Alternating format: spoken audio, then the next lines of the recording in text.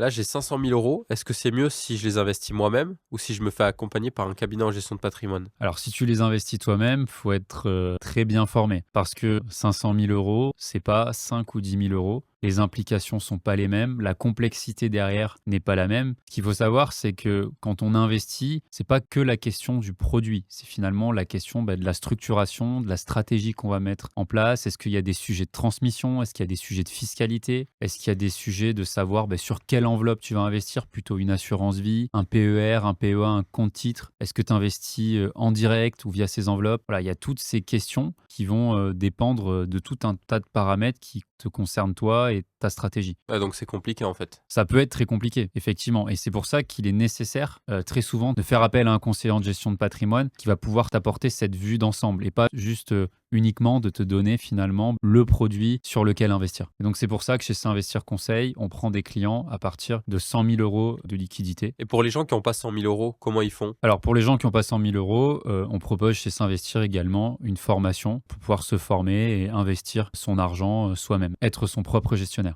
Vous êtes intéressé par l'investissement, vous aussi vous voulez vous lancer, je publie une vidéo par jour, alors abonnez-vous.